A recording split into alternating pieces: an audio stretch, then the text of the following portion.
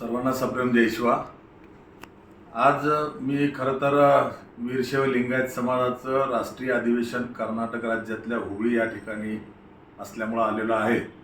मला सकाळीच घटना कळाली की नांदेड जिल्ह्याच्या लोहा तालुक्यातील रिसनगाव या ठिकाणी मराठा समाजाचा सरपंच, त्यांचा भाऊ, भाचा आणि इतर 25-30 जणांनी ओबीसीचे दत्ता एकलारे आणि इतरांना लाट्याकाट्यांनी मारहाण केली अशी घटना त्या ठिकाणी घडलेली आहे असे मला फोनवर माहिती दिली।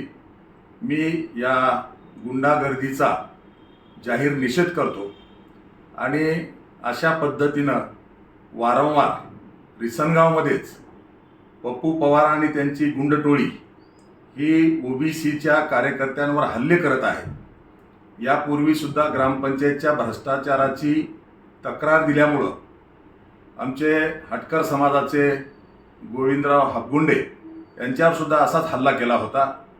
हे वारंवार घटना घडत आहेत आणि पोलीस मात्र बघ्याची भूमिका घेत आहेत। जर वारंवार अशाच घटना घडणार असतील तर मी निषेध करून थांबणं योग्य नाही।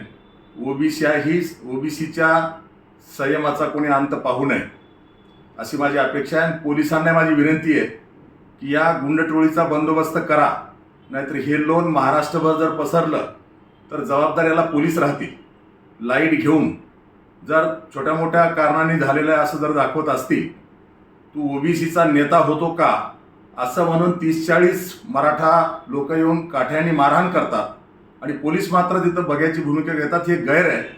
मी आपल्या माध्यमातून तमाम ओबीसी बांधवांना आवाहन करतो की जातीपातीमध्ये विभागू नका। या गुंडशाहीचा, झुंडशाहीचा आपल्याला प्रतिकार हा एकत्रितपणे करावे लागेल। त्यामुळं पोलिसांनी सुद्धा ओबीसी समाजाचा संयम सुटेपर्यंत वाट बघू नये।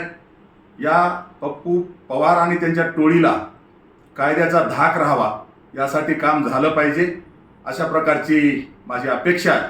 आणि आज रिसनगाव येथे ओबीसी समाजाच्या कार्यकर्त्यांवर लाठ्याकाठ्याने मराठा लोकांनी केलेला हल्ला, या हल्ल्याचा मी जाहीर निषेध करतो।